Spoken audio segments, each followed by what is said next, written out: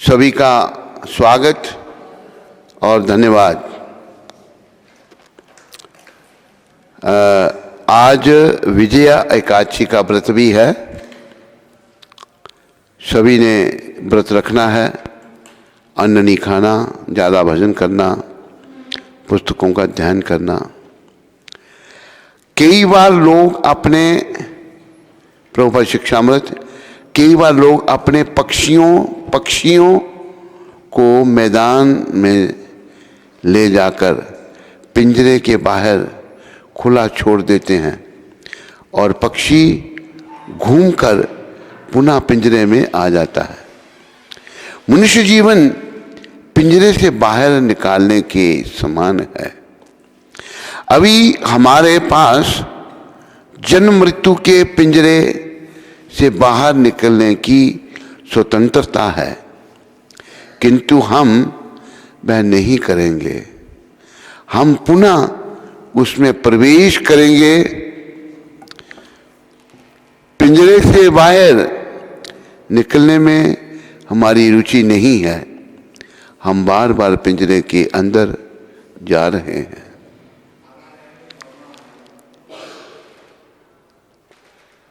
तो ये शब्द प्रभुपाद ने कलकत्ता में 9 मार्च में कहे थे 1972 को। यहां प्रभुपाद जी क्या कह रहे हैं कि कई बार लोग अपने पक्षी को मैदान में ले जाकर पिंजरे से बाहर खुला छोड़ देते हैं और पक्षी घूमकर पुनः पिंजरे में आ जाता है। मनुष्य जीवन पिंजरे से बाहर निकलने के समान है। याद रखो सारे, हम ये शरीर रूपी पिंजरे में पड़े हुए हैं, जन्म मरने के चक्कर में पड़े हैं, जो आत्मा के लिए बहुत दुखदाई है।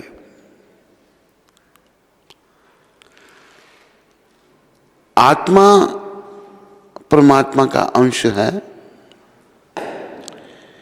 और इस भौतिक जगत में आत्मा जो है वह सजा भोगने के लिए आई है।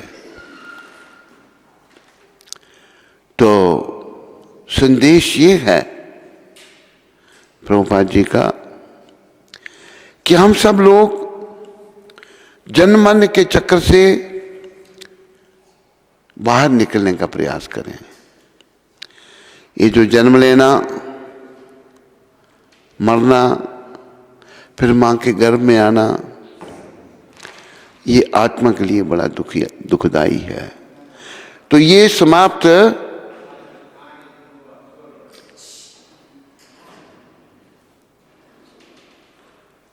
मधुप्रिया, इसको बोलो क्यों शोर क्यों बेचारा अंदर आ रहा। अच्छा, बोलो नहीं ना भगवान के सामने उधर। तो मनुष्य जीवन जो भगवान ने हमको दिया, कर्मों के अनुसार हम, जैसे कई बार हम कहते हैं कोई गोरा बना, कोई काला बना, कोई ऊंच बना, कोई नीच बना, कोई अमीर बना, कोई गरीब बना, कोई स्त्री बना, कोई पुरुष बना। ये सब कर्मों के अनुसार है, पर हमारा लक्ष्य एक ही है कि हम ये जो जन्म मृत्यु के पिंजरे से बाहर निकलें, जन्म मरने के चक्कर से हम स्वतंत्रता प्राप्त करें। एक गुरु महाराज ये संकेत कर रहे हैं कि हम ऐसा नहीं करते, हम ऐसा नहीं करेंगे। जिस काम के लिए हमको ये शरीर भगवान ने दिया है वो काम हम नहीं करते। हम पुनः उसमें प्रवेश करेंगे जन्म मरने के चक्कर में। पिंजरे से बाहर निकलने में हमारी रुचि नहीं है। तो संतों का संदेश है कि इस पिंजरे से, इस जन्म मरण के चक्र से बाहर निकले की हम रुचि पैदा करें। हम बार बार पिंजरे के अंदर जा रहे हैं, ये आत्मा के लिए बड़ा दुखदाई है। एक और उदाहरण दिया है प्रभुपाद जी ने अन्यत्र कि शेर जो है उसको पिंजरे में बंद कर दिया है। और जंगल में खुला घूमने वाला जानवर है, लेकिन वो पिंजरे में बंद है अभी। तो हम लोग भी इस जन्म मरण रूपी पिंजरे के अंदर पड़े हुए हैं। सभी का ये प्रयास होना चाहिए कि हम इससे बाहर निकलें।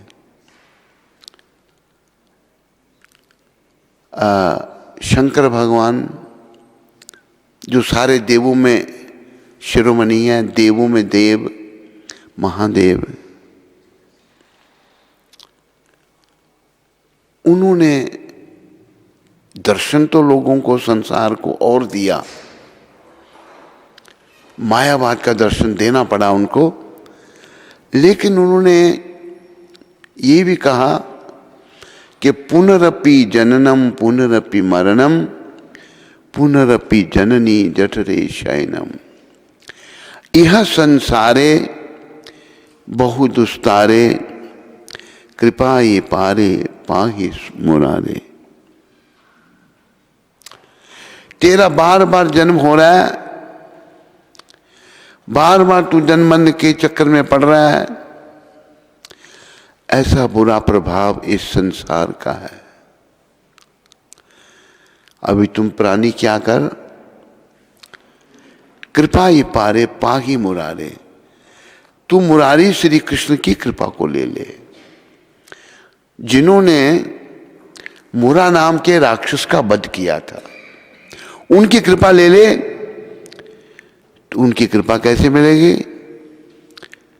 शंकर भगवान कह रहे हैं, भज गोविंदम भज गोविंदम गोविंदम भज मूढ़मते।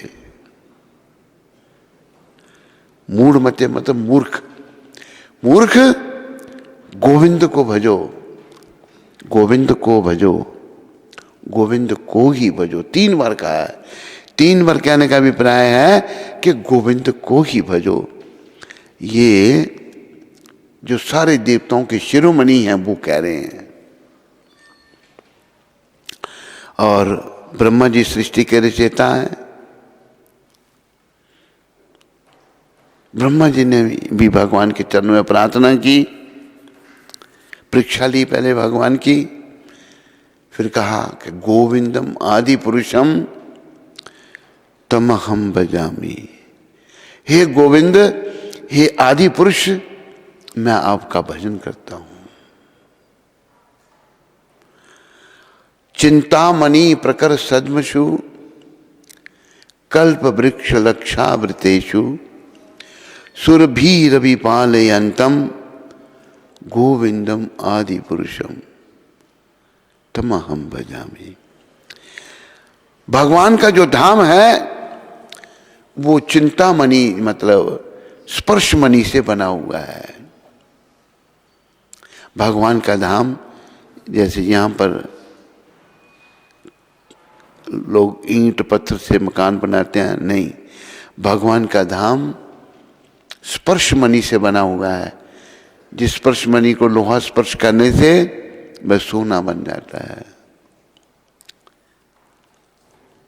और वहां पर सुरभि गायें हैं, मन चाहा दूध देने वाली गायें, और कल्प वृक्ष हैं, मन चाहा फल देने वाले। जो भी इच्छा हो, वो जो भी फल की इच्छा हो वृक्ष से मांगो, वही फल देगा। वो ही हमारा असली घर है, भगवान का धाम। यहां जीवन नश्वर है, लेकिन वैकुंठ लोक में, गौलोक धाम में जीवन शाश्वत है। वहां जीवन नश्वर नहीं है। भगवान ने 15वें अध्याय में बताया अपने धाम के बारे में। ना तद भासते सूर्यो ना शशांको न पावकः यत् गत्वा न निवर्तन्ते तद धाम परमम मम। मेरा जो धाम है वहाँ ना सूरज है, ना चंद्रमा है, ना अग्नि है। और एक बार जो मेरे धाम में आता है उसको पुनः इस नश्वर संसार में नहीं आना पड़ता।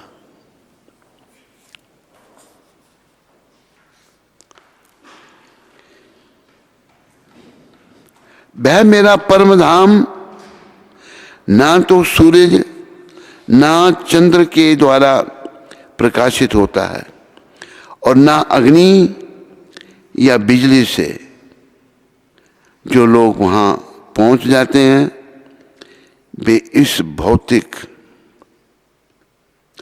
जगत में फिर से लौटकर नहीं आते। वो धाम भगवान का। अच्छा, वहां ना सूरज चंद्रमा, तो वहां तो अंधेरा होगा। फिर अंधेरा होगा नहीं? बोलो, है? अंधेरा नहीं होगा वहां पर। तो फिर वहां रोशनी कैसी? वहां रहने वाले सभी स्वयं प्रकाश में हैं। उनके दिव्य शरीरों से प्रकाश निकल रहे हैं और वहां कोई कष्ट नहीं, कोई लड़ाई नहीं, कोई झगड़ा नहीं, कोई ईर्ष्या नहीं, कोई द्वेष नहीं और कोई पॉलिटिक्स नहीं वहां पर। यहां हम इन दोषों से भरे पड़े हैं। लेकिन भगवान का जो धाम है इन सारे दोषों से मुक्त है। और एक बात और भी है वहां पर, वहां समय नाम की कोई बात नहीं। अब यहां समय, भाई समय हो गया, प्रवचन करते ज्यादा टाइम हो गया, नहीं, वहां समय है ही नहीं। आनंदमया अभ्यासात, वहां केवल आनंद ही आनंद है।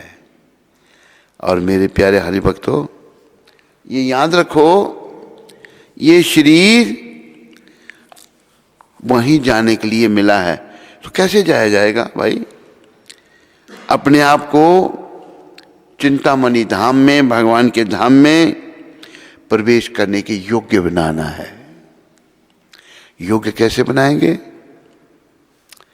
इस संसार से मन को हटाना है और श्री कृष्ण के चरणों में मन को लगाना है। अभी ये हमारा मन इस संसार में फंस गया है, मोह माया फंस गया है और अज्ञानता वश होने के कारण यहीं रहना चाहता है, जबकि ये मृत्यु लोक है, जहां कोई रह नहीं सकता।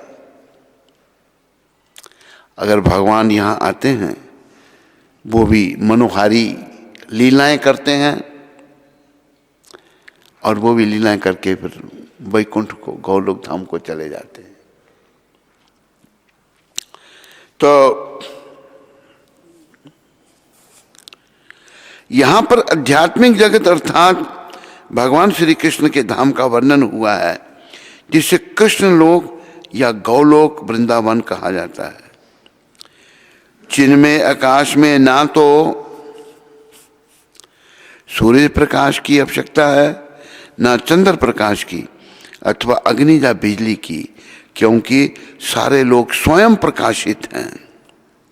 इस ब्रह्मांड में केवल एक लोक सूर्य ऐसा है जो स्वयं प्रकाशित है, लेकिन अध्यात्मिक आकाश में सभी लोग स्वयं प्रकाशित हैं। उन समस्त लोकों के, जिन्हें वैकुंठ कहा जाता है, चमचमाते तेज से चमकीला आकाश बनता है, जिसे ब्रह्म ज्योति कहते हैं।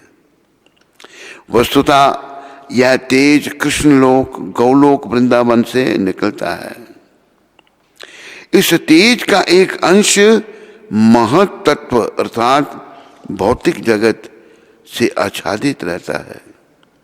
इसके अतिरिक्त ज्योतिर्मय आकाश का अधिकांश भाग तो आध्यात्मिक लोकों से पूर्ण है, जिन्हें वैकुंठ कहा जाता है, और जिनमें से गौलोक वृंदावन प्रमुख है। जितने भी वैकुंठ लोक हैं उनमें गौलोक वृंदावन प्रमुख है। ये पहले भी केवल बताया आपको। ब्रह्मांड, कितने ब्रह्मांड हैं, कितने लोक हैं। जैसे कृष्ण भगवान को कहा है अनंत कोटि ब्रह्मांड नायक। अनंत कोटि, करोड़ों, गिन नहीं सकते आप इन्हें, उनके मालिक हैं वो। और ऐसा कहा है भौतिक लोक कितने हैं, भौतिक ब्रह्मांड कितने हैं।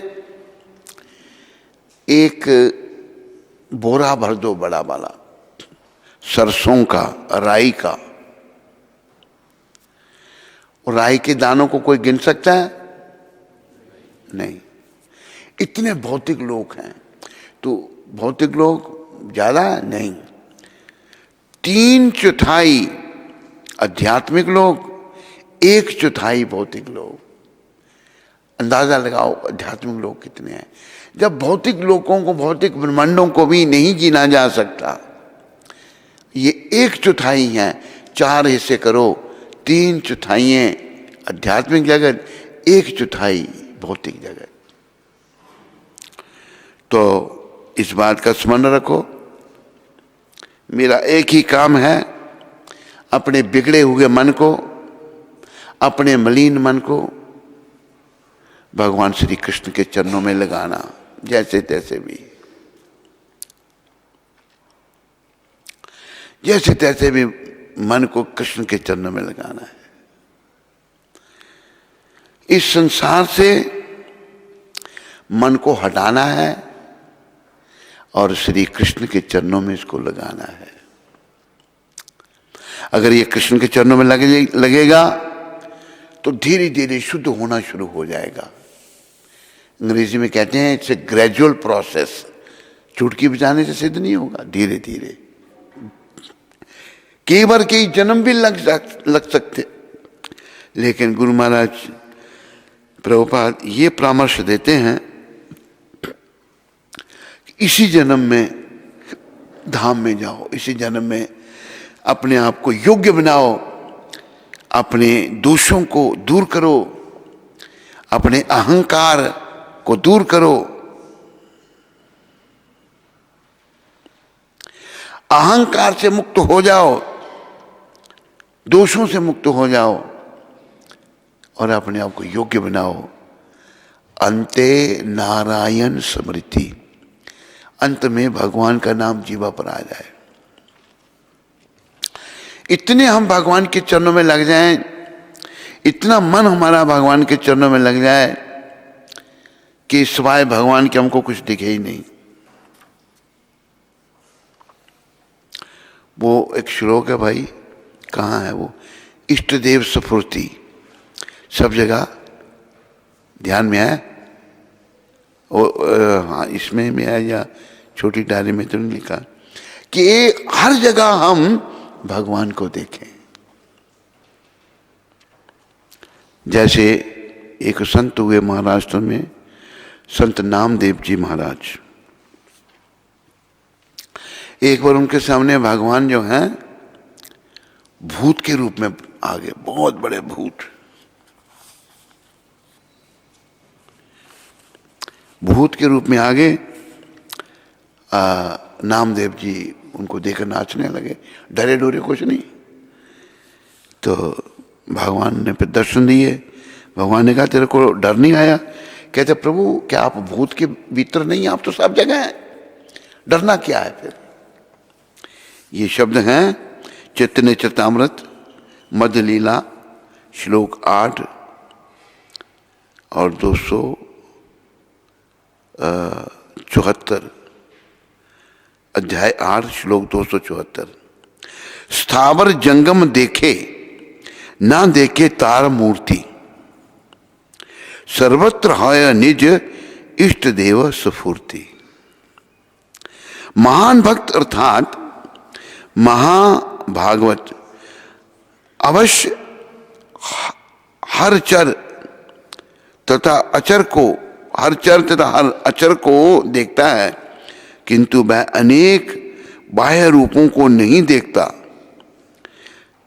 प्रत्युत वह जहां कहीं भी देखता है उसे तुरंत भगवान का स्वरूप प्रकट होते दिखता है। श्री चैतन्य महाप्रभु रामानंद राय को उपदेश देते हैं। यानी कि स्थावर जंगम जो भी हैं, जो चलते फिरते हैं, वृक्ष रूप में खड़े हैं, ना देखे तारा मूर्ति, वो नहीं, उनको नहीं देखता भक्त। सर्वत्र होए निज इष्ट देव सुफूर्ति, यानी कि सब जगह अपने भगवान श्री कृष्ण को देखता। और कृष्ण सब जगह है, कृष्ण है सब जगह, लेकिन हमें दिखते क्यों नहीं। एक उदाहरण दिया है प्रभुपाद जी ने। आंखों में अगर मोतिया बिंद आ जाए तो दिखाई नहीं देता, तो फिर कैसे दिखाई देगा? ऑपरेशन कराना पड़ेगा, मोतिया बिंद निकालना पड़ेगा। इसी प्रकार हमारी जो दृष्टि है ये दूषित हो चुकी है। जैसी दृष्टि वैसी सृष्टि। जो हमारी दूषित दृष्टि है सबको दूषित दिखाई देता है, लेकिन हमने दृष्टि को शुद्ध करना है भक्ति के द्वारा। श्रवणम कीर्तनम विष्णु स्मरणम पाद सेवनम अर्चनम वंदनम दास्यम साख्यम आत्म निवेदनम। अपनी दृष्टि को ठीक करना है और सर्वत्र भगवान को देखना है। ये सब उन्हीं की रचना है। ये भौतिक जगत भी भगवान की ही रचना है। तो ऐसा अभ्यास हमने करना है, सर्वत्र भगवान को देखें। और जब सर्वत्र भगवान को हम देखेंगे तो हमारा जीवन धन्य हो जाएगा। अभी हमारी दृष्टि में जो दोष है, ये दोष दूर होने से ही सर्वत्र भगवान हमें दिखेंगे। इसलिए ये दोष दूर करने के लिए भगवान ने बड़ी कृपा करके अर्च विग्रह रूप में भगवान प्रकट हुए हैं। ये जो मूर्तियां हैं ये भगवान का अर्च विग्रह अवतार हैं। जैसे मैंने एक उदाहरण दिया, प्रभुपाद जी द्वारा दिया हुआ उदाहरण, किसी व्यक्ति ने एक पत्र भेजना है बड़ी दूर, वो उत्तर भारत में रहता है और दक्षिण भारत में पत्र भेजना है, तो कैसे भेजा जाएगा? डाकघर के द्वारा, पोस्ट ऑफिस के द्वारा। तो वो जहां रहता है डाकघर उसके घर से बहुत दूर है, तो फिर कैसे उसका पत्र जाएगा उत्तर भारत से दक्षिण भारत के एक नगर में? तो डाकघर ने जहां वो रहता है उस एरिया में एक अपना पोस्ट ऑफिस, एक बॉक्स जो है उसको वहां पर खड़ा कर दिया है। उस पर लिखा है P&T, post office and telegraph department. उसमें लाल रंग लगा हुआ है।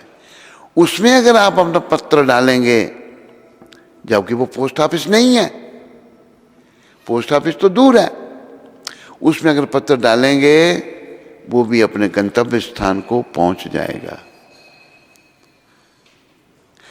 इसी प्रकार वो जो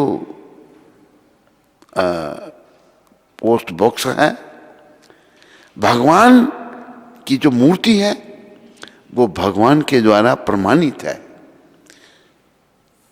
अभी जैसे पोस्ट बॉक्स अगर आप किसी भी बॉक्स में डालोगे चिट्ठी तो नहीं पहुंचेगी, लेकिन जो पोस्ट ऑफिस ने जो बॉक्स स्थापित किया है आपके मोहल्ले में या आपके एरिया में, उसमें पत्र डालोगे तो गंतव्य स्थान को पहुंचेगा। पोस्ट ऑफिस वाले उसमें से उनके प्रतिनिधि निकाल के ले जाएंगे पत्र और जहाँ जहाँ जाना उनको भेज देंगे। तो अर्च विग्रह ये भगवान के द्वारा प्रमाणित है अनादिकाल से, सृष्टि की रचना से। तो अर्च विग्रह की सेवा करनी है, उनके चरणों में मन को लगाना है और संसार से मन को हटाना है और भगवान को सब जगह देखना है, हर जगह भगवान, कण कण में भगवान। जैसे प्रहलाद महाराज अपने गुरुदेव नारद जी की कृपा से शुद्ध भक्त बन गए, शुद्ध भक्त बन गए, बाप उनको मारने का प्रयास कर रहा है। दोष उनका यही है कि वो भक्ति करते हैं भगवान की, कहते मार दो पर मैं भक्ति नहीं छोड़ूंगा। ऐसा हमारे भी निष्ठा होना चाहिए। हमें चाहे कितने भी कष्ट लगे इस जन्म में, मैंने भगवान की शरण में ही रहना है। अगर मैं सोचूं भगवान की शरण में रहने से बड़े कष्ट हैं, अरे संसार में कौन सा सुख है भाई, इसमें कोई सुख है ही नहीं, इसमें दुख ही दुख है। जो बड़े धनी लोग हैं लड़ते, पति पत्नी लड़ते रहते हैं। एक परिवार हमारे संपर्क में आया, बड़ी कृपा भगवान की उन पर, लेकिन वो बेचारे लड़ते ही देखे। पत्नी कुछ कह रही है, पति कुछ कह रहा है, पत्नी भी कम नहीं और पति भी कम नहीं, एक भी कंप्रोमाइज नहीं कर रहा। पति कहता है ये मुझे प्रवोक करती है, गुस्सा दिलाती है मेरे को। दोनों चिल्ला रहे हैं। क्या सुख है, क्या सुख शांति है। बड़ा पद है, धन संपत्ति है, मन अशांत है। कहने का अभिप्राय ये है इस संसार में कहीं सुख नहीं है भाई। सुख तो केवल गोविंद के चरणों में है, कृष्ण के चरणों में है। हमने जीवन काल में सीखना है गोविंद को सर्वत्र देखने का, हर जगह गोविंद को, और गोविंद सब जगह है। एक उसका उदाहरण, गोविंद को सब जगह देखने का उदाहरण, द्रौपदी माता की जब बड़ी सभा में लाश जा रही थी, पहले तो सोचने लगी कि मेरी रक्षा करेंगे मेरे पति। उन बेचारों के सर नीचे थे, भीष्म पितामह, द्रोणाचार्य, कृपाचार्य, ये बड़े यहाँ लोग बैठे हैं, वो मैं ऐसा मेरे साथ नहीं होने देंगे। वो भी चुप बैठे हुए हैं। खुद साड़ी पकड़ के रखी, दुशासन ने जब खींची तो छूट गई। अभी द्रौपदी को ध्यान आया अपने भाई श्री कृष्ण का, उन्होंने हाथ खड़े कर दिए और कृष्ण को याद किया। हो इज्जत मेरी जाके बेइज्जती हो, हे कृष्ण बस मेरी आपने, दीना बंधु दीनानाथ मेरी डोरी तेरे हाथ। बस उनको याद करने की देर थी। भगवान उस समय द्वारका में थे, घटना घटी दिल्ली में। भगवान को वहां आने में कोई, क्योंकि वो सब जगह है, हर जगह है। यही तो उनकी अचिंत्य शक्ति है। जो बड़े भक्त हैं भगवान के, वो जंगल में चले जाते हैं, कैसे रहेंगे, कैसे खाएंगे, भगवान वहां भी है, सब जगह है। उनका खाने पीने का प्रबंध वहां भी हो जाता है। लेकिन हम लोग इस संसार में खोए होने के कारण, इस संसार में हमारा मन फंसा होने के कारण, हम बस इस दुख रूपी संसार में ही रहना चाहते हैं। एक छोटी सी घटना मुझे याद आई। एक जन्म जन्मांतर के संस्कार चलते हैं। एक बालक छोटी अवस्था में ही घर छोड़कर जंगल में चले गए। भगवान का ध्यान भजन भक्ति करने के लिए। 12 साल तक वो वन में रहे। 12 साल के बाद सोचने लगे चलो नगर से भिक्षा मांग के लाते हैं। एक घर में वो गए, एक नवयुवती माता, एक बालिका जो जवान थी, वो भिक्षा लेके आई। वो बचपन में ही चले गए थे, पूर्व जन्म के उनके संस्कार ऐसे थे। तो उन्होंने बोला ये कौन है, क्या है, इसको देखा। उन्होंने सोचा कि इसे कोई बीमारी है। पूछा तेरी छाती पर क्या है ये। उस बालिका को, उसको शर्म आई, उसने सर नीचे किया, जा करके मां को बताया, देखो साधु मेरे को क्या कह रहा है। वो वृद्ध स्त्री आई जो जिसके जीवन का कुछ अनुभव था। क्या कह रहे हो मेरी बेटी को आप? वही कह दिया। उस वृद्ध स्त्री ने अनुमान लगा लिया इस महात्मा को स्त्री पुरुष का ज्ञान ही नहीं है। बाकी उनको पता ही नहीं था कि स्त्री पुरुष में क्या भेद है।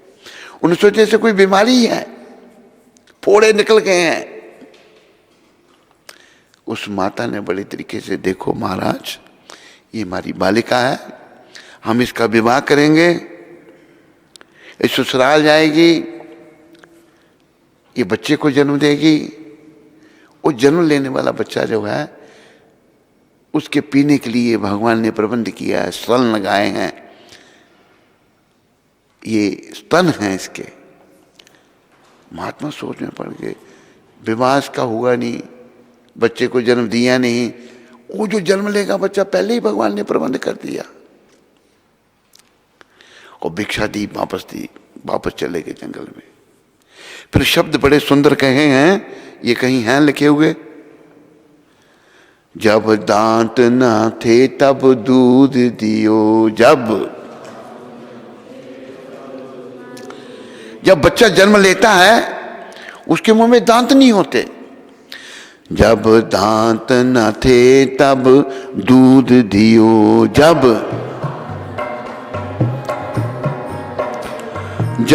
दूध दियो तो अन्न न दोगे। दूध दियो तो दांत न थे जब दूध दियो। जब दांत न थे तब दूध दियो।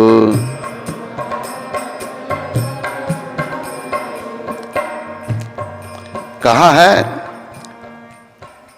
अब दांत दिए तो को अन्न भी देंगे। दांत दिए तो को अन्न भी।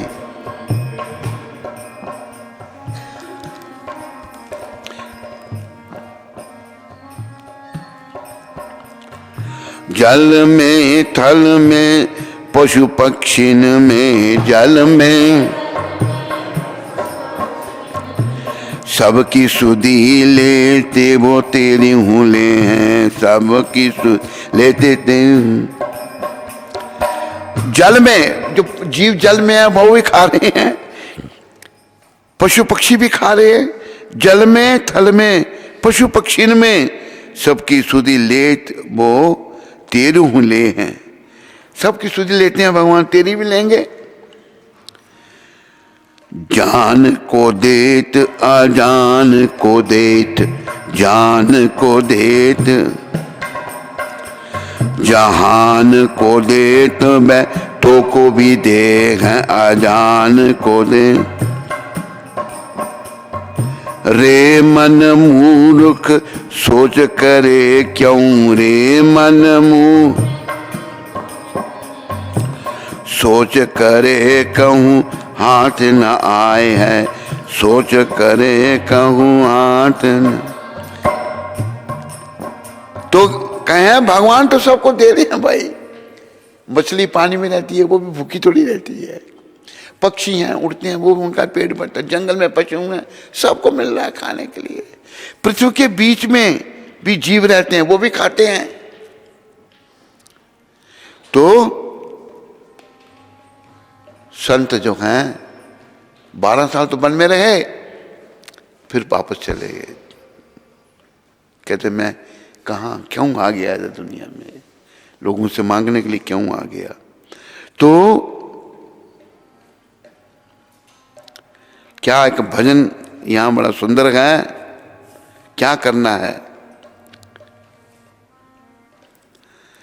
मन कृष्ण कृष्ण दिन रात जपो, मन कृष्ण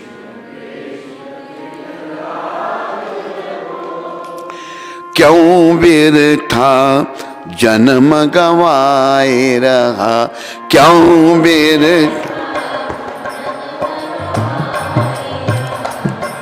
आसार संसार के भोगों में, आसार क्यों फंस कर मन भर माए रहा, क्यों फंस कर मन कृष्ण कृष्ण दिन रात जपो, मन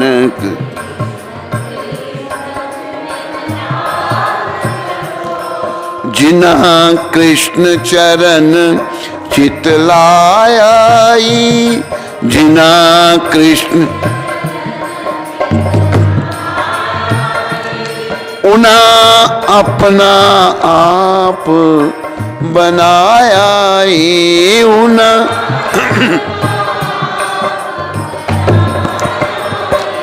मोह जाल दा पर्दा उठाया, मोह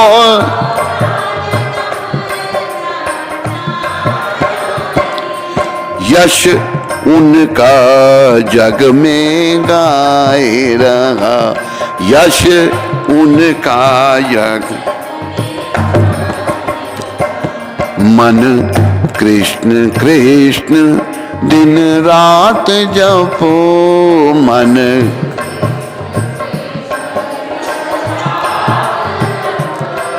क्यों व्यर्था जन्म गवाए रहा, क्यों भी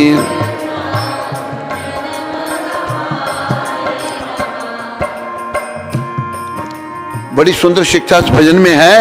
शब्दों की ओर ध्यान दें।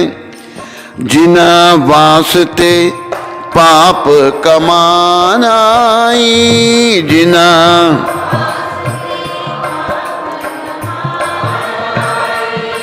उना संग न तेरे जानाई, उना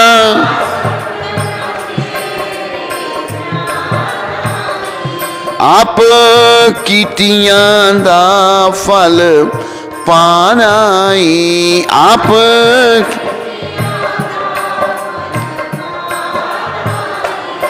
क्यों सिर पर बोझ उठाए रहा, क्यों सिर पर मन कृष्ण कृष्ण दिन रात जपो, मन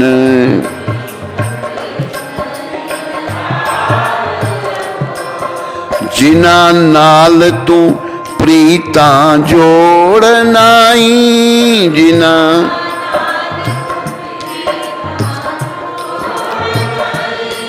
अंत बेले उन्होंने तेनू छोड़नाई, अंत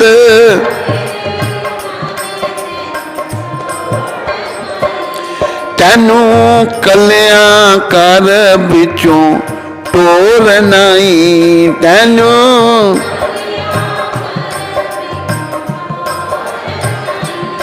क्यों मुड़ मुड़ मोह में आए रहा, क्यों मुड़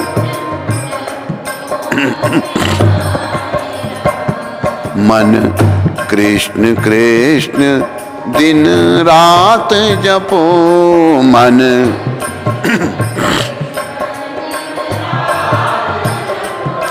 क्यों व्यर्था जन्म गवाए रहा, क्यों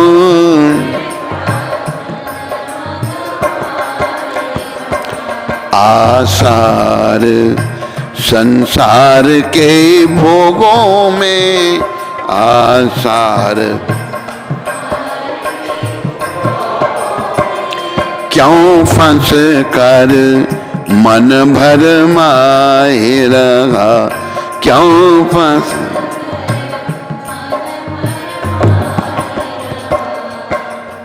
बड़ी सुंदर शिक्षा इस भजन में है। हे मन, तुम भगवान का नाम दिन रात जप। ये महामंत्र हरे कृष्ण कृष्ण कृष्ण हरे हरे, राम राम। क्यों व्यर्था जन्म गंवाए रहा, ये जन्म इसको व्यर्था में तुम क्यों गंवा रहा है? इसको व्यर्थ में मत गंवा। दिन रात नाम जप, भगवान का, कृष्ण का नाम जप, महामंत्र का जप कर। आसार संसार के भोगों में, ये आसार संसार जो है, आसार है, ये सदा रहने वाला नहीं है। इसके भोगों में तू फंस गया है। क्यों फंस कर मन भरमाए रहा, इनमें भोगों में फंसकर अपने मन तेरा जो है भटक रहा है। फिर जिन लोगों ने, जिन्हें कृष्ण चरण चित लाया, जिन लोगों ने कृष्ण के चरणों में मन को लगाया, उन्होंने अपना जन्म सफल बना लिया, उन्होंने अपना आप बनाया ही, वो महान बन गए। मोह जाल दा पर्दा उठाया ही, उनके मोह जाल का पर्दा सब हट गया। यश उनका जग में गाए रहा। ये है ऐसे संत जिनका यश आज पूरी दुनिया गा रही है। इन्होंने मोह माया का ज्यादा पर्दा सब उठा दिया था, सारी दुनिया को कृष्ण भक्ति दे दी, लोगों को मौका दे दिया भगवान के धाम में जाने का। मन कृष्ण कृष्ण दिन रात जपो। फिर शिक्षा है, जिन्हें वास्ते पाप कमाना ही, जिनके लिए तू पाप कमा रहा है ना, उन्हें संग न तेरे जाना ही, वो तेरे साथ नहीं जाएंगे। आप कितनी दा फल पाने, जो तू कर्म कर रहा है ना भाई, उसका फल तुम्हें भोगना पड़ेगा। हम कर्म करते नहीं सोचते, क्योंकि बुद्धि मलिन हो चुकी है हमारी विषय विकारों में। तो जब फल मिलता है तो बड़ा दुखी होते हैं। कहा है, सब बोलो पीछे, करनी करत क्यों डरत, क्यों करके पछताए, भोए पेड़ भबूल के, तो आम कहां से खाए। ये प्राणी जब तुम करनी करता तो नहीं सोचता, अभी तूने बुरे कर्म कर दिए, अभी तू पछता रहा है। क्यों करके पछता है? तूने तो बबूल के पेड़ बोए हैं, बबूल पर कुछ नहीं लगता, कांटे लगते हैं खाली, और कुछ नहीं। बोए पेड़ बबूल के, और तू सोचता है मुझे आम खाने के लिए मिले। कर्म तेरे तो कांटेदार बबूल, तूने मतलब बुरे कर्म किए हैं, और सोच रहा है फल मुझे अच्छा मिले। ये नहीं हो सकता। तुम्हें बुरे कर्मों का बुरा ही फल मिलेगा, तुम्हें कष्ट भोगना पड़ेगा। और जो कर्म तू कर रहा है ना, उनका फल भोगना पड़ेगा। हाँ, अगर तुम कृष्ण की शरण में आ जाता है और अपने पापों का प्रायश्चित कर लेता है, तो कृष्ण कृपा से तेरे सारे कर्म कट सकते हैं, तेरे सारे कर्म कट सकते हैं, और तुम वैकुंठ को जा सकता है। फिर कह रहे हैं वो, आप कितनी दा फल पाना ही, जो तुम कर्म कर रहे हो उनका फल पाना पड़ेगा। क्यों सिर पर बोझ उठाए रहा, ये पाप रूपी कर्मों का फल क्यों सर पर बोझ सर पे उठाकर भटक रहा है। फिर कहा, जिन नाल तू प्रीता जोड़ना ही, जिन लोगों से तू प्रेम करता है ना, अंत मिले उन्होंने तेनू छोड़ना ही, वो अंत समय में तुम्हें छोड़ देंगे। चाहे जरा पुत्र होगा, या पत्नी होगी, या पति होगा, बेटी होगी, या बेटा होगा, ये सब छोड़ देंगे। तेनु कल्याण कर बिचों छोड़ना है, घर से अकेले जाना पड़ेगा तेरे को।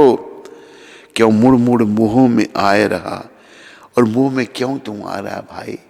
मुंह माया का त्याग कर और भगवान की शरण ले और अपने जीवन को सुखी कर।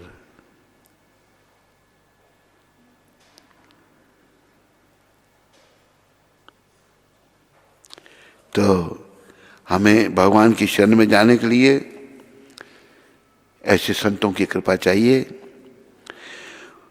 गुरुदेव कृपा करके मुझको अपना लेना, गुरुदेव मुझको। मैं शरण पड़ा तेरी, चरणों में जगा देना। मैं शरण पड़ा तेरी, चरणों में जगा देना। गुरुदेव कृपा करके मुझको अपना लेना, गुरुदेव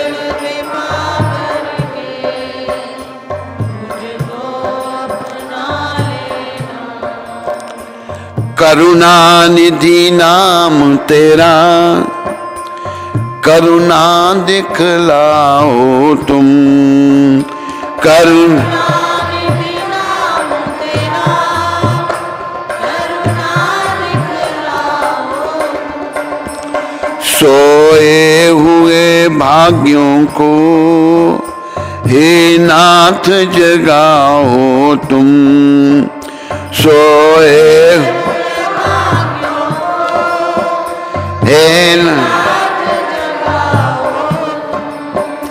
गुरुदेव कृपा करके मुझको अपना लेना, गुरुदेव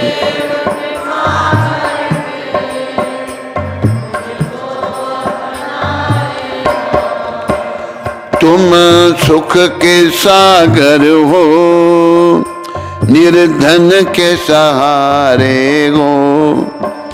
तुम सुख के सागर हो, निर्धन के सहारे हो। इस तन में समाए हो, मुझे प्राणों से प्यारे हो। इस तन में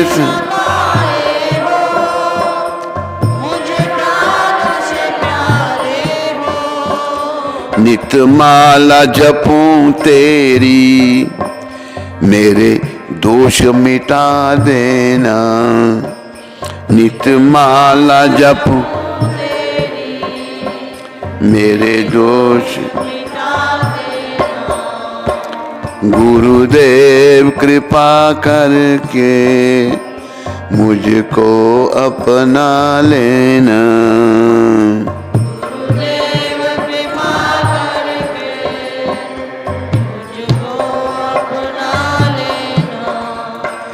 पापी हूँ या कपटी हूँ, जैसा भी हूँ तेरा हूँ।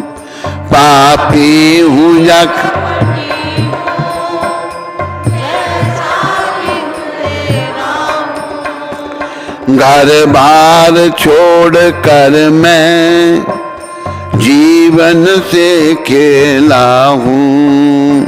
घर बार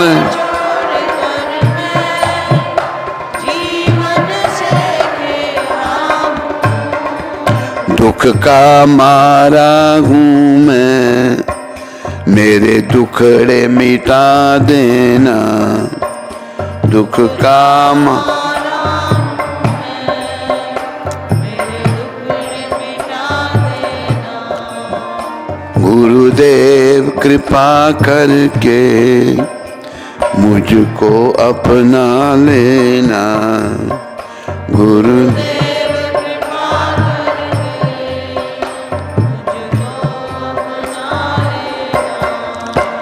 मैं सबका सेवक हूँ, तेरे चरणों का चेहरा हूँ।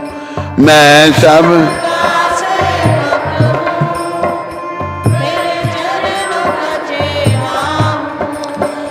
नहीं नाथ भुलाना मुझको, इस जग में अकेला हूँ।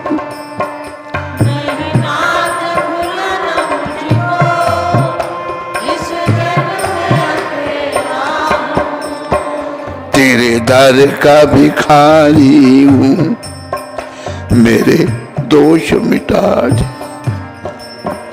तेरे दर मेरे दोष मिटा, गुरुदेव कृपा करके मुझको अपना लेना।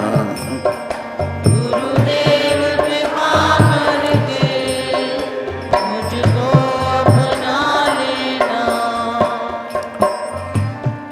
संत जो भगवान के प्रतिनिधि हैं, संत भगवंत, वो अगर हमें अपनाते हैं तभी हम भगवान के निकट जा सकते हैं।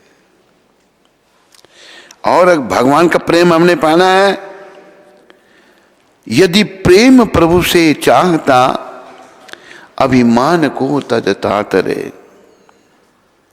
दे छोड़ सब अरमान नित, हरि नाम जप दिन रात रे।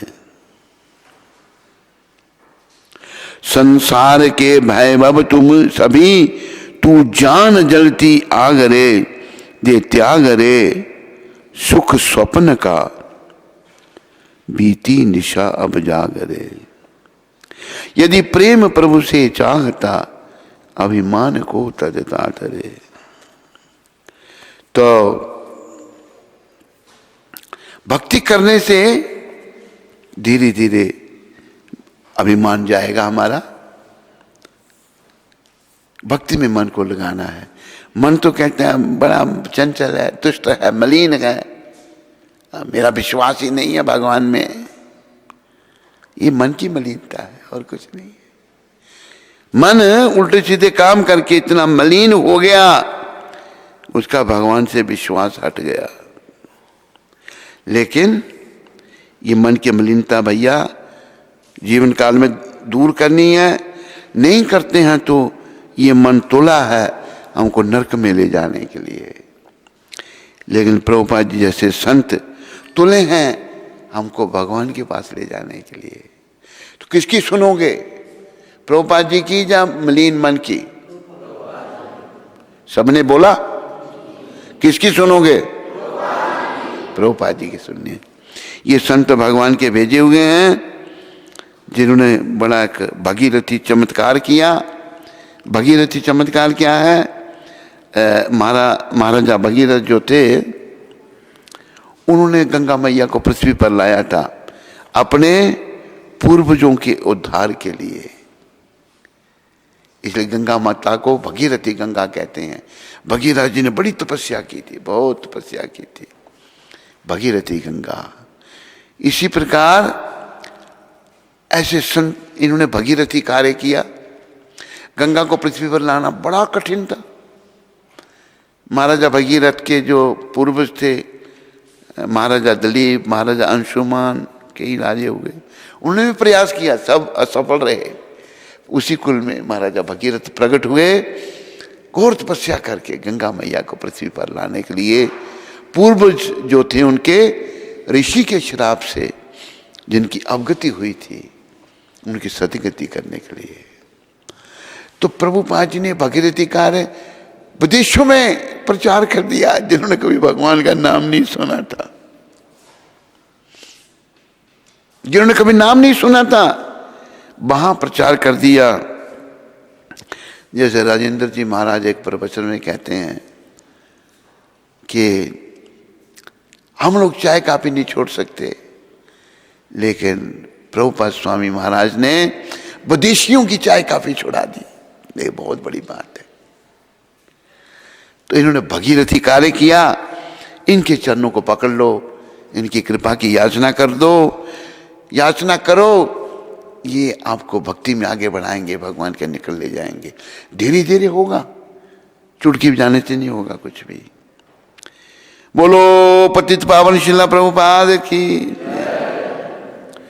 तो आज एकादशी है, विजय एकादशी। एकादशी को ये भजन गाया जाता है। ये भजन है, आप सारा बोल सको तो अच्छा है, नहीं तो मैं ही गाता हूँ। ये हमारे आचार्य भक्ति विनोद ठाकुर द्वारा है, रचा हुआ।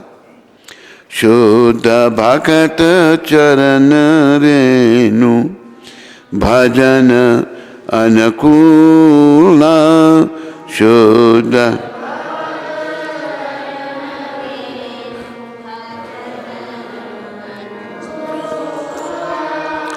भक्त सेवा परम सिद्धि भा, प्रेमालती कर मूला, प्रेम माधव तिथि भक्ति जननी, माधव यत्न पालन करी, यत्न कृष्ण बसती बसती बाली, कृष्ण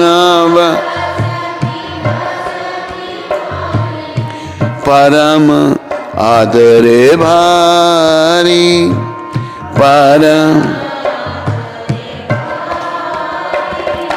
गौर आमार ये सब स्थाने, गौर करला भ्रमण रंगे, करला से सब स्थान हेरिबो आमी, से सब प्रणय भक्त संगे,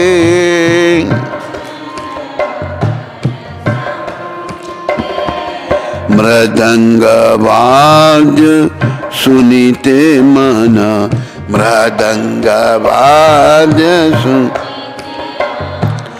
अवसर सदा याचे, अवसर सा गौर विहित कीर्तन सुनीगा,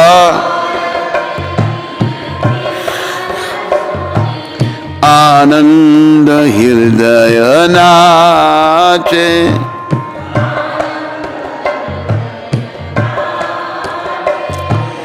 युगल मूर्ति देखिया मोर,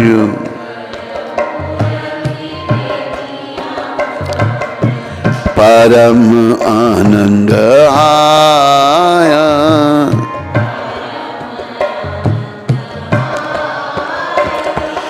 प्रसाद सेवा करीते गाया,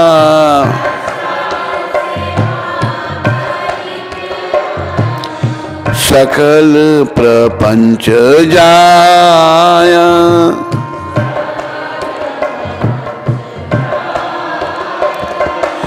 ये दिन ग्रह भजन देखी आज,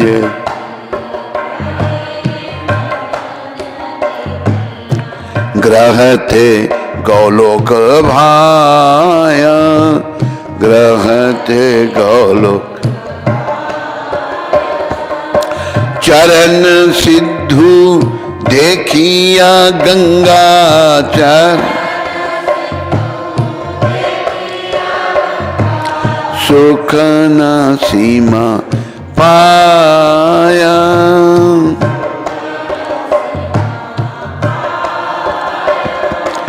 तुलसी देखी जुड़ाया प्राण, तुलसी देखी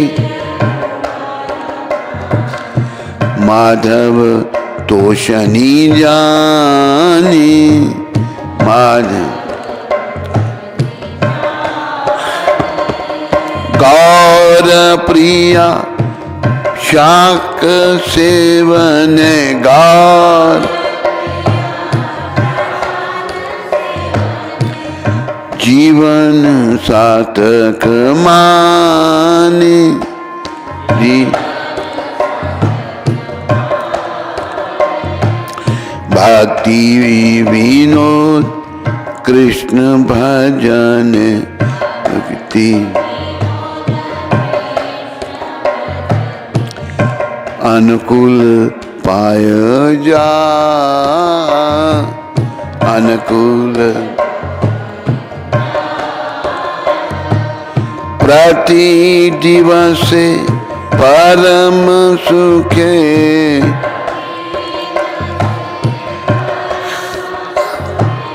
स्वीकार करता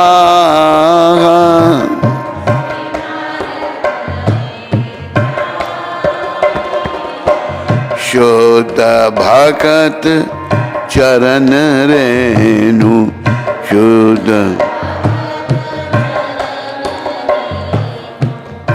भजन अनुकूल भजन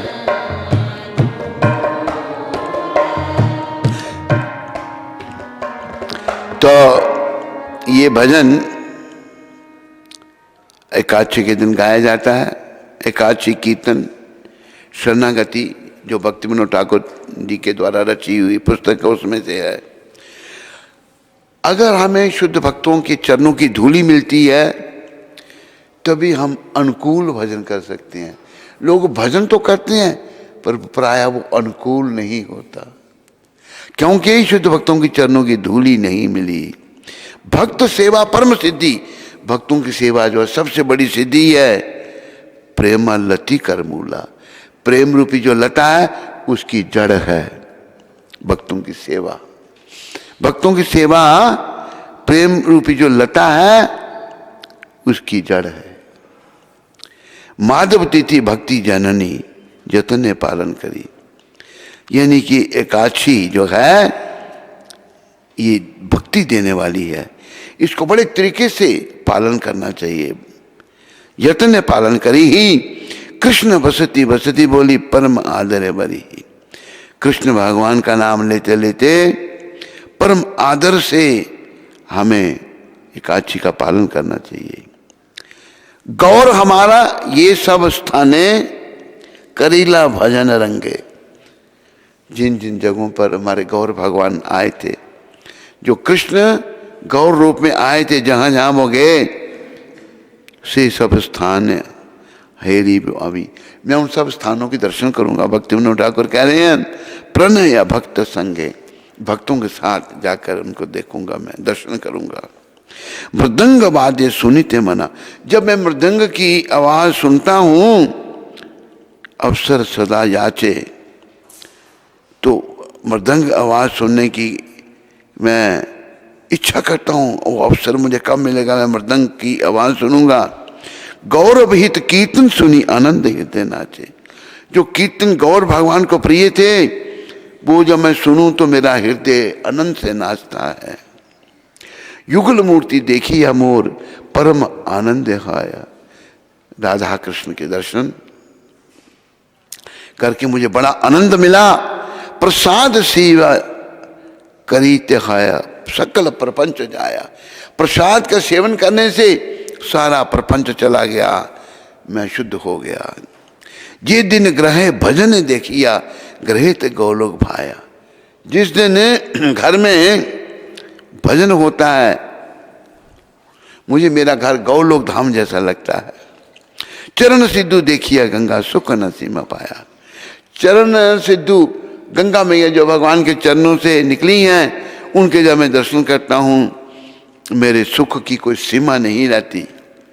तुलसी देखी जुड़ाए प्राण माधव तोष नहीं जानी, तुलसी माता को देख करके मैं अपने प्राणों को रखता हूँ। ये माधव श्री कृष्ण को प्रसन्न करने वाली हैं तुलसी माता। गौर प्रिया शाक सेवने जीवन सार्थक मानी। गौर भगवान को एक शाक बड़ा पसंद था, कहते मैं भी उस शाक का जब सेवन करता हूं तो मैं अपने जीवन को सार्थक मानता हूं। भक्ति विनोद कृष्ण भजन है अनुकूल पाए जा। भक्ति विनोद ठाकुर कहते हैं कृष्ण भजन के अनुकूल जो भी मुझे मिलता है प्रति दिवस से परम सुखे स्वीकार करिए तागा। प्रतिदिन मैं उसको परम सुख से स्वीकार करता हूं। बोलो भक्ति विनोद ठाकुर जी महाराज की जय। तो आओ फिर आज विजया काची का आपको कथा सुनाएं। ये एकादशी जो है फागुन मास के कृष्ण पक्ष की एकादशी विजया एकादशी। भगवान श्री कृष्ण बोले कि हे राजन, फागुन मास में श्री कृष्ण पक्ष की एकादशी का नाम विजया एकादशी है। कृष्ण भगवान स्वयं सुना रहे हैं। इस व्रत के प्रभाव से राजाओं को विजय और मनुष्य को पापों से मुक्ति मिलती है। राजा लोग विजय प्राप्त करते हैं, मनुष्यों को पापियों को मुक्ति मिल सकती है। इसके महात्म के श्रवण व पठन से सभी पाप नष्ट हो जाते हैं, पठन और श्रवण दोनों से, और मनोकामना पूरी होती है। इससे वाजपेयी यज्ञ के समान फल मिलता है। एक समय की बात है कि ब्रह्मा जी ने नारद से कहा, हे नारद, विजया एकादशी का व्रत नए पुराने पापों को नाश करने वाला होता है। यह विजया एकादशी का व्रत करने वाले को अपने कार्य क्षेत्र में विजय प्राप्त होती है। त्रेता युग में मर्यादा पुरुषोत्तम भगवान श्री राम को पिता की आज्ञा से 14 वर्ष का वनवास मिला था। वे भाई लक्ष्मण तथा सीता जी के सहित पंचवटी में निवास करने लगे, जहां से लंका नरेश दुष्ट रावण ने सीता जी का हरण कर लिया। श्री रामचंद्र जी और लक्ष्मण अत्यंत दुखी और व्याकुल हो चुके थे। दोनों बड़े दुखी थे। रामचंद्र भगवान की लीला है, व्याकुल हो गए थे। श्री राम भाई लक्ष्मण को साथ ले सीता जी की खोज में चल दिए। आगे चलकर वे समुद्र तट पर पहुंचे। वहां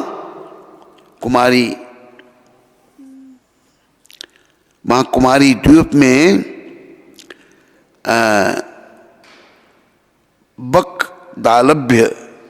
बकदालभ्य नाम की अत्यंत तेजस्वी मुनि रहते थे।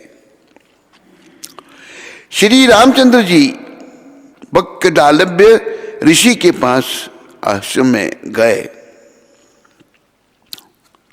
मुनि इनको देखकर पहचान गए और बहुत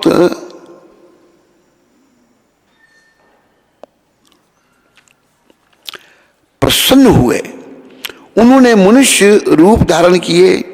मर्यादा पुरुषोत्तम से पूछा, हे राम, आपका यहां आगमन कैसे हुआ? श्री रामचंद्र जी कहने लगे, हे श्रेष्ठ ऋषिवर, मैं अपनी सेना सहित यहां समुद्र किनारे आया हूं और रावण की लंका पर विजय प्राप्त करने के लिए जा रहा हूं। आप कृपा कर समुद्र पार करने का कोई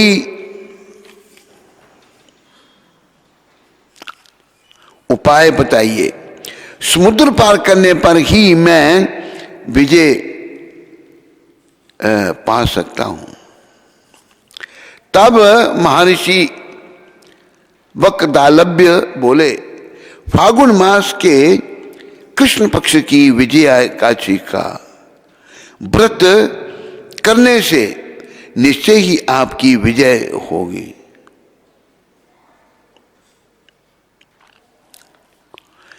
अवश्य ही आपकी विजय होगी। आप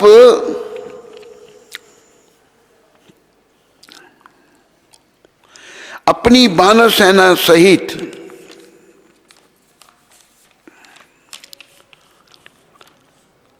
समुद्र भी पार कर लेंगे। श्री राम के पूछने पर महर्षि वक्दालभ्य ने कहा कि इस व्रत की विधि बहुत साधारण है। दशमी के दिन स्वर्ण, चांदी, तांबा या मिट्टी का एक कलश स्थापित करने करें। उस कलश को जल से भरकर तथा पंच पल्लव रखकर वेदिका पर स्थापित करें। उस कलश के नीचे सप्त धान्य और ऊपर जौ रखें। उस पर श्री मन नारायण भगवान की स्तुति स्थापित करें। एकादशी के दिन स्नान आदि से निवृत्त होकर धूप, दीप, गंध, पुष्प, नैवेद्य, नारियल आदि से सारे दिन भगवान का पूजन करें। तत्पश्चात श्रीमन नारायण के मूर्ति युक्त कलश के सामने बैठकर दिन भर भजन ध्यान में व्यतीत करें और रात्रि को भी कीर्तन, भजन और जागरण करे। द्वादशी को अखंड व्रत की सिद्धि के लिए घी का दीपक जलाए। द्वादशी के दिन नित्य नियम से निवृत्त होकर नदी या सरोवर पर स्नान के पश्चात वह कलश किसी विद्वान वेद वेता ब्राह्मण को दान कर दे। हे राम, यदि आप इस व्रत को अपने सेनापतियों के सहित श्रद्धा भक्ति से करेंगे तो आपकी विजय अवश्य होगी। श्री रामचंद्र जी ने ऋषि के कथनानुसार यह एकादशी व्रत अत्यंत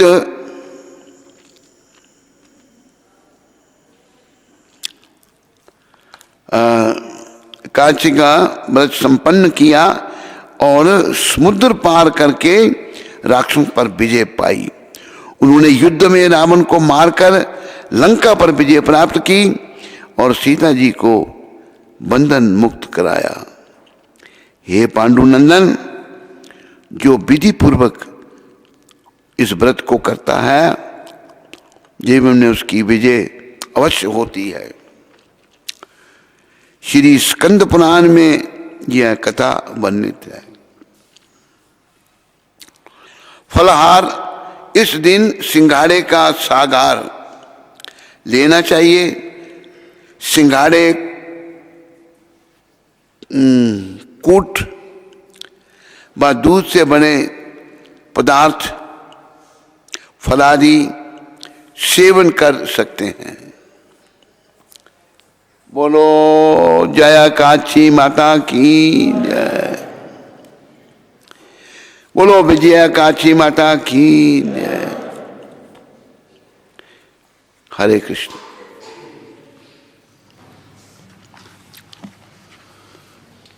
अमित मदान जी अमृतसर से। हरे कृष्ण महाराज जी, दंडवत प्रणाम। महाराज जी, आपके आशीर्वाद से नित्य 16 से अधिक माला हो जाती हैं। सुबह का कार्यक्रम भी अटेंड करता हूँ, पर डर बना रहता है कि कहीं भटक ना जाऊं। गुरुदेव कृपया मेरा हाथ पकड़े रखना। मैं 20 साल से एक प्राइवेट कंपनी में जॉब करता हूं, पर उसमें परेशानी बनी रहती है जिससे मैं परेशान रहता हूं। मैं वह छोड़कर अपना काम करना चाहता हूं, कृपया मार्गदर्शन करें। क्या नाम इनका बताया? अमित मदान। अमित जी, ऐसा है, ये जो डर बना रहता है ये हमारे पूर्व कर्मों का फल है। लेकिन भक्ति में लगे रहने से, नियमों का ठीक पालन करने से, जब आप कर रहे हैं 16 माला, ये सब करने से धीरे धीरे जो हमें दोष, पुराने दोष निकलेंगे।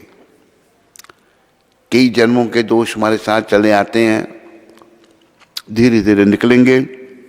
अगर आप कोई अच्छी तरह अपना काम कर सकते हैं तो प्रयास कीजिए। क्या काम करना चाहते हैं? प्रभुपाद जी को मत्था टेकिए, कृष्ण भगवान कृपा करें। वैसे हम अगर कोई काम जो करते हैं,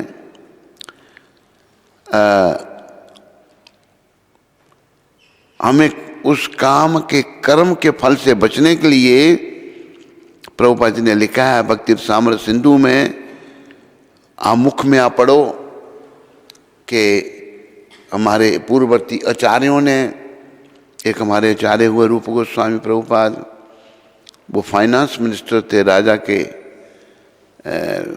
राजा हुसैन शाह बंगाल का था, फाइनेंस मिनिस्टर थे। इतना धन उनके पास था कि एक नौका धन से भर गई। उन्होंने वो आधा धन जो है कृष्ण की सेवा में लगाया, और आधे का जो आधा है उसमें से आधा जो अपने परिवार को दिया और आधा इमरजेंसी के लिए रख दिया। तो हमें भगवान को अपने जीवन के केंद्र में लाना है, उनके लिए वैसे कार्य करना चाहिए। मदान जी, भगवान ने कहा कि यद करोषि यद अशनाशी यद जहोसी दिदासी यद तपस्यासी कौन्तेय तत्कुशम मदर्पणम। तो जो कुछ करता है मेरे को अर्पण कर, मेरे लिए कर। ऐसा करने से तुम मुझे प्राप्त होगा। प्रयास करो, धीरे धीरे कृष्ण कृपा से सब ठीक हो सकता है।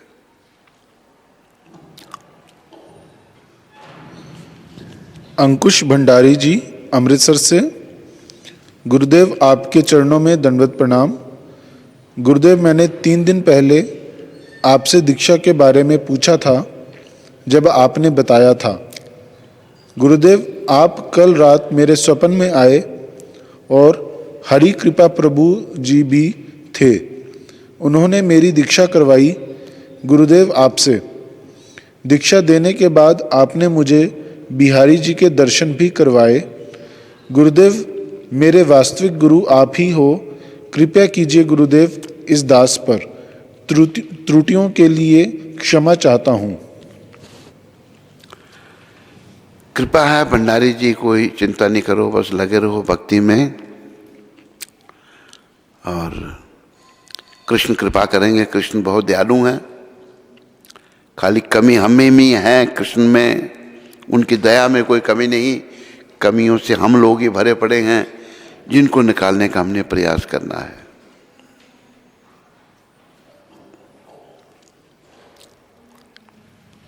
मनोज कुमार जी पलवल से। हे मेरे प्यारे गुरुदेव महाराज जी, मैं आपके श्री पावन चरण कमलों में कोटि कोटि दंडवत प्रणाम करता हूँ और आपसे प्रार्थना करता हूँ कि मुझ में ऐसा कोई गुण नहीं, कोई सामर्थ्य नहीं जिससे मैं आपको प्रसन्न कर सकूं। आप मुझ दीन पर कृपा करें और अपने चरणों का दास स्वीकार करें। आप मुझ पर दया करें और आपके इस पतित दास से कोई भूल, कोई अपराध हो जाए तो क्षमा करें। हमारी शुभकामना आपके साथ में है। खूब भजन भक्ति करो,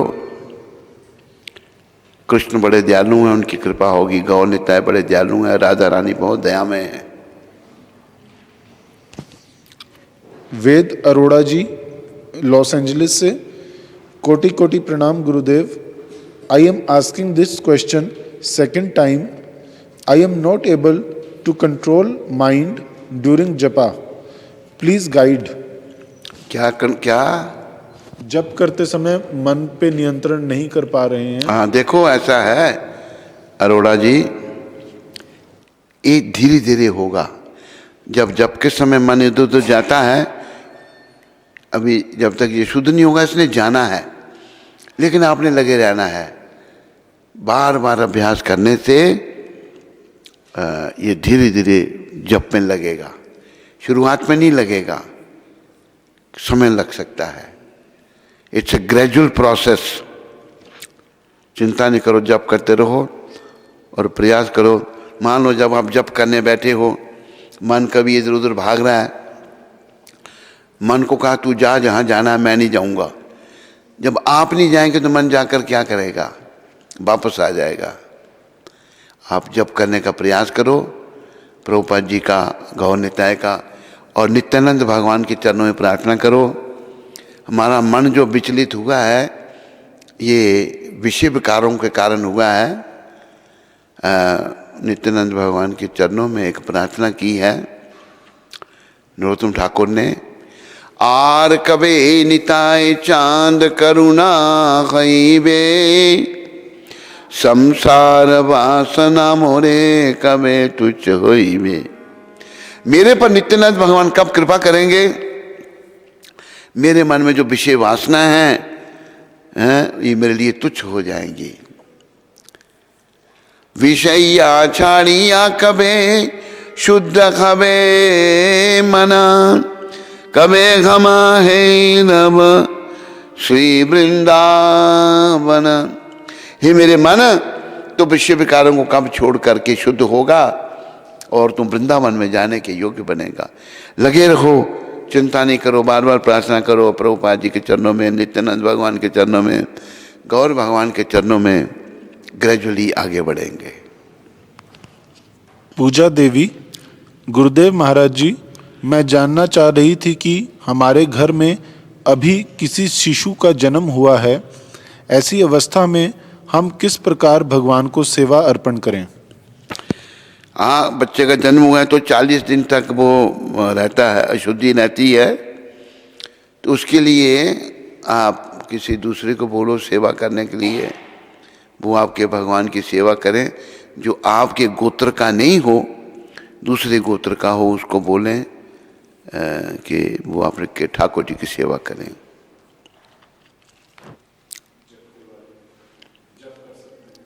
जब क्या? हाँ, जप करने के लिए पूछा उन्होंने। हाँ देखो, जप जो है किसी भी हालत में नहीं छोड़ना चाहिए। माताएं जब शुद्ध नहीं होती जप करें, और कोई ऐसी शौच आ जाए, जैसे अभी आपके घर में बच्चे का जन्म हुआ है, जप नहीं छोड़ना। जप तो हर हालत में करते ही रहना है।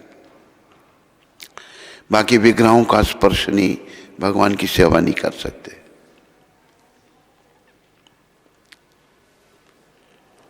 हरे कृष्ण हरे कृष्ण कृष्ण हरे राम राम राम हरे।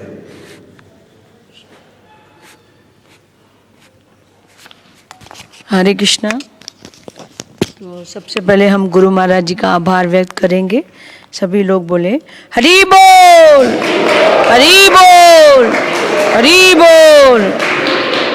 बोले गुरु महाराज की जय, जगत गुरु श्री प्रभुपाद की जय। हरे कृष्णा। तो आज पलवल से श्रीमन मनोज जी ने अपनी ठाकुर जी के लिए सेवा भेजी है। तो मनोज जी का और उनके परिवार का श्री प्रभुपाद आश्रम उधमपुर के सभी भक्तों की ओर से बहुत बहुत धन्यवाद। हरि बोल। सूरत मंदिर से गुरु महाराज जी के चरणों में अपनी सेवा भेजी गई है। तो उन सभी भक्तों का शिला प्रभुपाद आश्रम उधमपुर के सभी भक्तों की ओर से बहुत बहुत धन्यवाद। हरि बोल। किश्तवाड़ से रमेश सिंह जी ने गुरु महाराज जी का जो सत्संग चैनल पे प्रोग्राम चलता है उसके लिए अपनी सेवा भेजी है, तो उनका और उनके परिवार का शिला प्रभुपाद आश्रम उधमपुर के सभी भक्तों की ओर से बहुत बहुत धन्यवाद। हरि बोल। ये कहाँ से? किश्तवाड़ से। पाडर से श्रीमन फुलेल सिंह जी ने जो हमारा नित्यानंद कुटीर का जो निर्माण कार्य चल रहा है मंदिर का, तो उसके लिए अपनी सेवा भेजी है, तो उनका और उनके परिवार का शिला प्रभुपाद आश्रम उधमपुर के सभी भक्तों की ओर से बहुत बहुत धन्यवाद। हरि बोल। दिल्ली से हरि गोपाल जी, जिनके माता पिता का कल मैरिज एनिवर्सरी थी, तो उसके लिए आज फल के आयोजन किया है वितरण का, तो उनका और उनके परिवार का शिला प्रभुपाद आश्रम उधमपुर के सभी भक्तों की ओर से बहुत बहुत धन्यवाद। बोले सद्गुरुदेव महाराज की जय, जगत गुरु शिला प्रभुपाद की जय।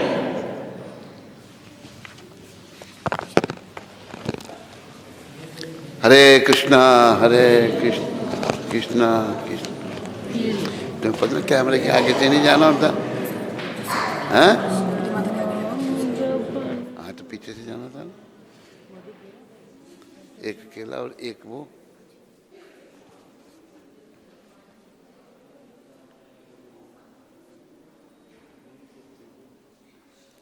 सुना वो नहीं बड़े बड़े वाला नहीं।